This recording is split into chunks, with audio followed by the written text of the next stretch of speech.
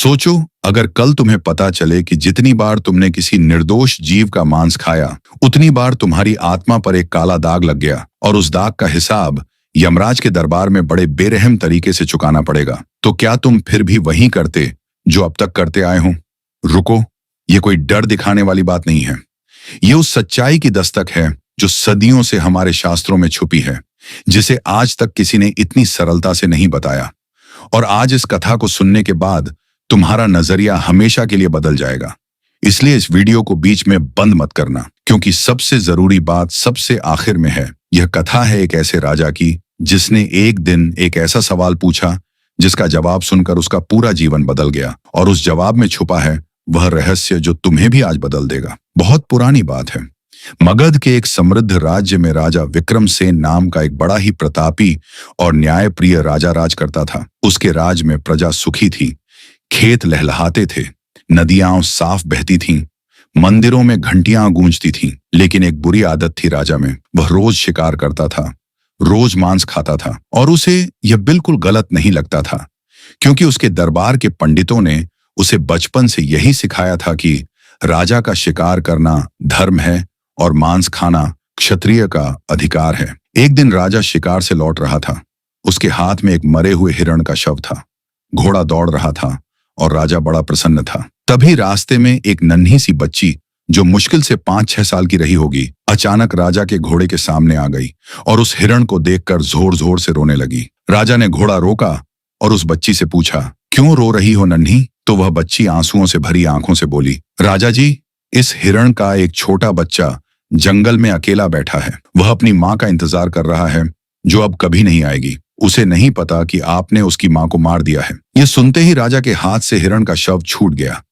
उसका मन एक अजीब सी पीड़ा से भर गया, मगर उसने खुद को संभाला और सोचा, यह तो बस एक जानवर है, इसमें इतना सोचने की क्या बात है। लेकिन उस रात राजा सो नहीं पाया। उस बच्ची के शब्द उसके कानों में बार बार गूंजते रहे। अगले दिन राजा अपने राज्य के सबसे विद्वान संत महर्षि दयानंद के आश्रम पहुंचा और उनसे पूछा, हे महर्षि, क्या जीवों को मारकर खाना वाकई पाप है? क्या इससे सच में कोई फर्क पड़ता है? महर्षि मुस्कुराए और बोले, राजन, मैं तुम्हें आज एक ऐसी बात बताता हूं जो तुम्हें खुद से यह सवाल का जवाब ढूंढने पर मजबूर कर देगी। उन्होंने कहा, राजन, तुम्हारे राज्य में कसाई का काम करने वाला कालू है। उसके पास जाओ और उससे पूछो कि वह यह काम क्यों करता है। राजा अचंभित हुआ, लेकिन गया। जब राजा कालू के पास पहुंचा तो उसने देखा कि कालू एक बकरे को काट रहा था, लेकिन उसके चेहरे पर कोई पीड़ा नहीं थी, कोई पश्चाताप नहीं था। राजा ने पूछा, कालू, क्या तुम्हें कभी ऐसा नहीं लगता कि यह जीव भी दर्द महसूस करते हैं? कालू हंसा और बोला, महाराज, यह तो बस जानवर हैं, इन्हें दर्द कहाँ होता है।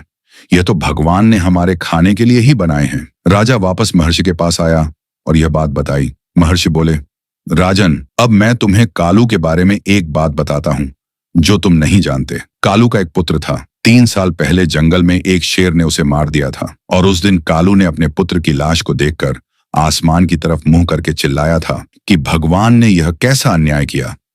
अब तुम सोचो राजन, जब शेर ने कालू के पुत्र को मारा तो कालू ने कहा, यह अन्याय है, लेकिन जब कालू बकरे को मारता है तो कहता है, यह तो भगवान ने बनाया ही खाने के लिए है।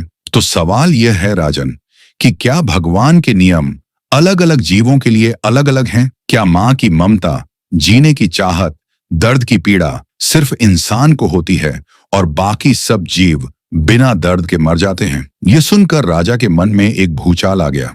उसने कहा, महर्षि, लेकिन हम तो बचपन से यही सुनते आए हैं कि मांस खाना क्षत्रियों का धर्म है। महर्षि बोले, राजन सुनो, एक बार की बात है। स्वर्ग लोक में नारद मुनि भगवान विष्णु के पास पहुंचे और उन्होंने पूछा, प्रभु, इस धरती पर जो लोग रोज मांस खाते हैं, रोज निर्दोष जीवों की हत्या करते हैं, उनके साथ मृत्यु के बाद क्या होता है? भगवान विष्णु ने गंभीर होकर कहा, नारद, ये बड़ा कठोर सत्य है। जो मनुष्य अपने स्वाद के लिए किसी निर्दोष जीव की हत्या करता है, वह यमलोक में उतनी ही बार जन्म लेता है जितनी बार उसने जीवों की हत्या की थी, और हर बार उसे उसी पीड़ा से गुजरना पड़ता है जो उन जीवों ने महसूस की थी। और यह सिर्फ उसके लिए नहीं जो मारता है, बल्कि उसके लिए भी जो खाता है, जो खिलाता है और जो इसे उचित मानता है। इसीलिए नारद, हमारे शास्त्र कहते हैं कि अहिंसा परमो धर्म, अहिंसा सबसे बड़ा धर्म है। यह सुनकर नारद मुनि बोले, प्रभु, लेकिन कुछ लोग कहते हैं कि यदि हम जीवों को नहीं खाएंगे तो इनकी संख्या बेतहाशा बढ़ जाएगी। तो भगवान विष्णु मुस्कुराए और बोले, नारद, इस सृष्टि को मैंने बनाया है, इसका संतुलन मैं देखता हूं। तुम मुझे यह मत बताओ कि मेरी सृष्टि को कैसे चलाना है। तुम बस यह देखो कि इस सृष्टि में जितने भी जीव हैं उन सब में मेरा ही अंश है। जब तुम किसी जीव को मारते हो तो वास्तव में तुम मुझे ही चोट पहुंचाते हो। राजा विक्रमसेन यह पूरी बात सुनकर कांप उठा। उसकी आंखों में आंसू आ गए।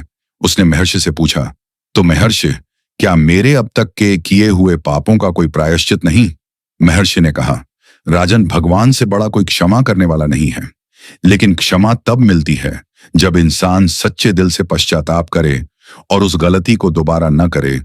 आज से अगर तुम संकल्प लो कि न तुम शिकार करोगे, न मांस खाओगे, न अपने राज्य में इसे बढ़ावा दोगे, तो तुम्हारी आत्मा पर जितने भी काले दाग हैं वे धीरे धीरे मिटने लगेंगे और तुम्हारी प्रार्थना ईश्वर तक पहुंचने लगेगी। राजा विक्रमसेन उसी दिन अपने सिंहासन पर बैठकर एक राजाज्ञा जारी की कि उसके राज्य में अब से किसी भी निर्दोष जीव की हत्या नहीं होगी, शिकार पर पूर्ण प्रतिबंध रहेगा और जो ऐसा करते पाया जाएगा उसे दंडित किया जाएगा। और उस दिन के बाद से राजा के जीवन में एक अजीब सी शांति आ गई। उसकी नींद गहरी होने लगी, उसके मन की बेचैनी खत्म होने लगी। उसकी प्रार्थनाएं जो पहले खोखली लगती थीं, अब उनमें एक सच्चाई आ गई। और वह छोटी बच्ची जिसने उसे उस हिरण के बारे में बताया था, कुछ दिन बाद राजा उसे ढूंढने निकला और जब मिली तो राजा ने उसे सोने के सिक्के देने चाहे, लेकिन उस बच्ची ने मना किया और बोला, राजा जी, मुझे सोना नहीं चाहिए, बस आप वचन दो कि आप कभी किसी को नहीं मारोगे। और उस पल राजा को लगा जैसे उस बच्ची में साक्षात भगवान बोल रहे हैं। मित्रों, इस कथा का सार यही है कि इस संसार में जितने भी जीव हैं, चाहे वो छोटा हो या बड़ा, कमजोर हो या ताकतवर, उन सब में वही परमात्मा का अंश है जो तुम में है। उन सबको जीवन उतना ही प्यारा है जितना तुम्हें है। उनकी माँ को भी अपना बच्चा उतना ही प्यारा है जितना तुम्हारी माँ को तुम हो। और जब हम यह समझ जाते हैं तो अपने आप हमारे हाथ किसी को नुकसान पहुंचाने के लिए नहीं उठते। गरुड़ पुराण स्पष्ट कहता है कि जो व्यक्ति जीवों की हत्या करता है या करवाता है, उसे यमराज के दरबार में उन जीवों की संख्या के बराबर जन्मों तक कठोर दंड भोगना पड़ता है। और अगर तुम सोचते हो कि मैं तो बस खाता हूं, मारता नहीं, तो इसका पाप मुझे नहीं लगेगा, तो यह भ्रम है, क्योंकि जो खरीदता है वह भी उतना ही जिम्मेदार है जितना वो जो मारता है। इसलिए मित्रों, आज एक संकल्प लो, एक छोटा सा कदम उठाओ और भगवान श्री हरि विष्णु से प्रार्थना करो कि वे तुम्हें वह बुद्धि दें जिससे तुम हर जीव में उन्हें देख सको। क्योंकि जिस दिन तुम हर जीव में भगवान को देखने लगोगे, उस दिन से तुम्हारा जीवन बदल जाएगा। तुम्हारी प्रार्थनाएं सुनी जाएंगी, तुम्हारे घर में मां लक्ष्मी का वास होगा और तुम्हारी आत्मा को वह शांति मिलेगी जिसकी तलाश में इंसान पूरी जिंदगी भटकता रहता है। जय श्री हरि विष्णु, जय श्री कृष्ण, जय भोलेनाथ।